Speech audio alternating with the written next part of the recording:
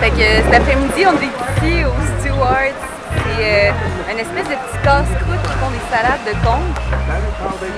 C'est vraiment impressionnant. Il y a des piles de conques partout autour du restaurant. Fait que ça démontre vraiment à quel point ils en pêchent en quantité industrielle. Je veux dire, il y a des piles partout autour du resto. C'est vraiment malade. Puis ils pêchent ça là, juste ici, là, à côté du restaurant. Ils en trouvent dans l'eau. Ils font des salades avec ça.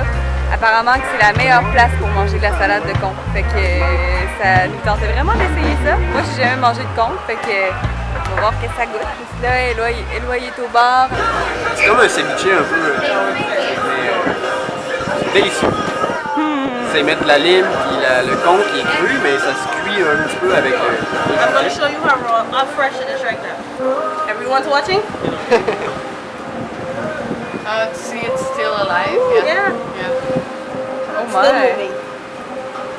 Like our story. It dies. Yep, it Yeah. dies when it gets there. Oh, yeah. Les gars, tu me filmes-tu faire ça?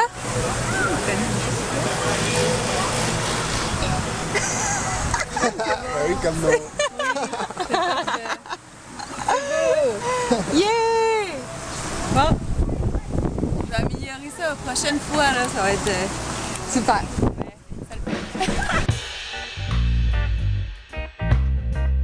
Bimini Island, c'est une très petite île super tranquille qui se bondent d'États-Uniens pendant le week-end. Ils partent généralement de Miami avec leur gros yacht et vont faire la fête sur l'île de Bimini. Quand on sait tout ça, on s'étonne plus trop quand on s'aperçoit que l'île est littéralement séparée en deux. Il y a un côté que j'appelle la vraie vie, qui inclut simplement les Bahamiens, leur logis et leurs petits commerces. Et l'autre côté, le grand resort américain, comportant aucun décombre d'ouragan, des hôtels et des condos. Le plus fou dans tout ça, c'est que les deux parties de l'île sont séparées par un grand portail. C'est quand même bizarre. À la base, on était censé aller au Berry Island directement après être arrivé au Bimini, parce que nous, notre objectif principal en ce moment, c'est de se rendre à Nassau, parce qu'on a de la famille qui vient nous voir. Là, ça nous coupait notre allée parce qu'on pouvait pas partir. Moi, j'aime pas partir avec un moteur endommagé ou quelque chose qui marche pas. Fait que j'ai un contact à Québec là, fantastique qui est mon prof de. C'est un petit cours de mécanique de bateau. Lui maintenant il y a une voilerie qui s'appelle Voile du Surroi, puis il est super sympathique, puis il s'appelle Steven Pearson. Là il m'a aidé à régler le problème qui s'avérait être au niveau de mon thermostat. Moi nous autres sur le moteur on a un refroidissement direct. Puis c'est ça, j'ai ouvert le thermostat puis il était en miettes.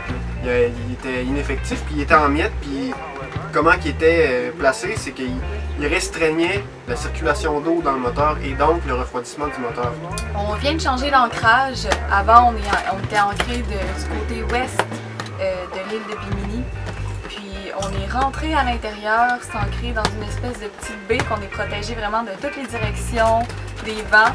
Mais bon, on sait qu'on va avoir des vents d'est assez forts pendant les prochains jours. Fait que l'important, c'est que ça nous protège de là. C'est pas mal ça, fait que je pense qu'on va passer un bon temps à Bimini en attendant notre prochaine fenêtre météo. Qu'est-ce que tu t'en vas faire avec ton beau tanning puis ton swimsuit? Mon magnifique tanning.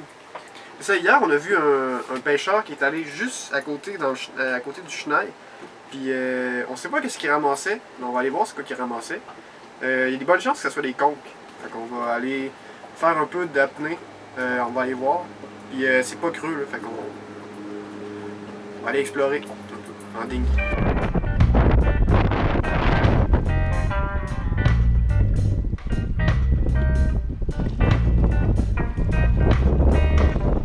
On a trouvé notre premier camp. Yeah! Il est petit, mais on va le manger, je pense.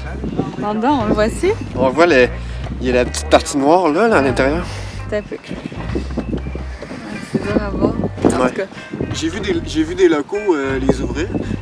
C'est pas vraiment compliqué, fait qu'on va essayer ça tantôt là. On va essayer d'en trouver 2-3 autres peut-être. Cool! Petite salade. Alright! Ouais. Bon, fait qu'on a réussi à pêcher 2 conques. Donc, j'ai vu du monde les ouvrir.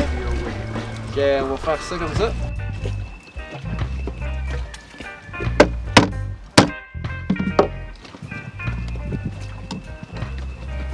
Ah ouais, on le voit le bouger là. Oh my god, oui, on le voit bouger! C'est cruel hein? Ouais, c'est cruel. Je me sens mal. Check, il est en train d'essayer de sortir. Oh! Je trouve ça vraiment cruel.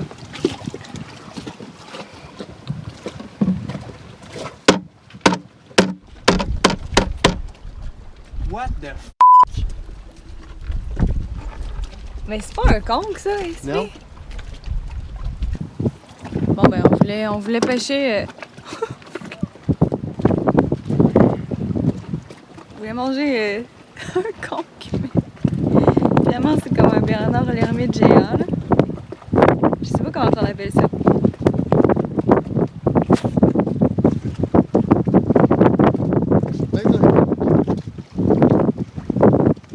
Je comprends plus rien. Là. Je pensais qu'on avait pêché des conques, moi. On va aller sur Google.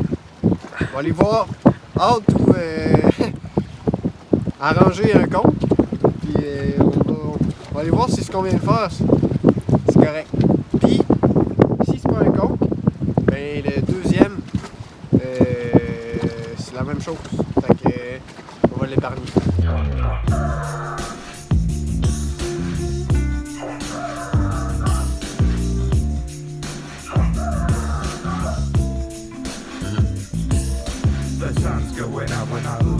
À force de traîner dans les parages, on remarque bien des affaires différentes de chez nous.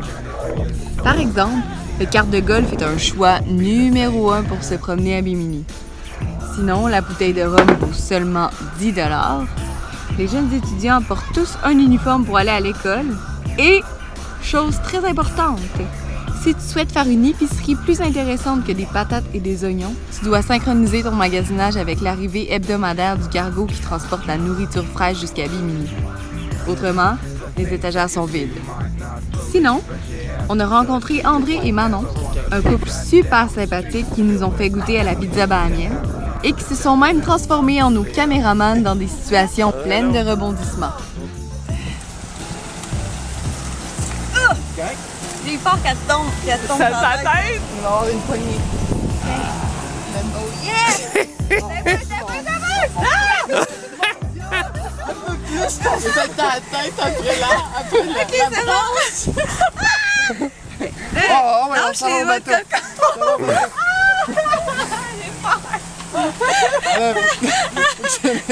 Mais là, tu peux-tu mettre ta tête? Là, c'est comment? Je suis sûre qu'il est dans le bon sens, c'est ça?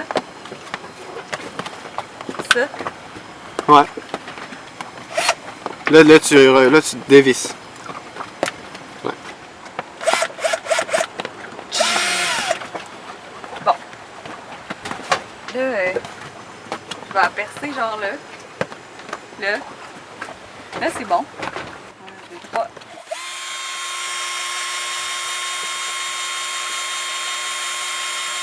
Là, tu dévisses.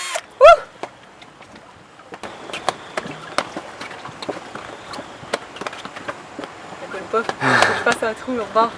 Fais un trou sur le côté.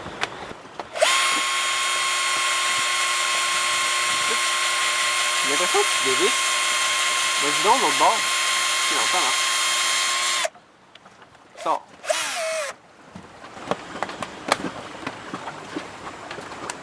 Ouais, là, ça coule. Bon. Bon, fait qu'on a acheté cannes de... J'ai acheté des cannes de bouffe à chat au Whiskas. Puis c'est un ami québécois qui nous a montré à faire ça. Puis on met du riz, puis la canne de bouffe à chat. Tu mets de la sauce sambal olek, puis de la sauce soya. Puis c'est vraiment bon pour vrai. Ça goûte comme du jerky de bœuf. Fait que c'est ça, là on se prépare à souper. Après ça, on va parler avec Sébastien Mignot qui nous a contactés dernièrement. Lui, il fait partie des voiliers qui hivernent dans le Saint-Laurent. Ils ont une page Facebook, je vous la mettrai en description si ça vous intéresse. Ils sont vraiment drôles, ils sont vraiment intéressants. Ça a l'air trippant de vivre l'hiver dans le fleuve Saint-Laurent, là, entouré de neige dans leur voilier. Je trouve ça admirable. Il nous a aidé à prendre contact avec la revue Québec Yachting. On a eu une entrevue sur Messenger avec la rédactrice en chef. Fait qu'on est vraiment excités de ça. Ça va sortir dans l'édition de fin avril. Fait que c'est super excitant.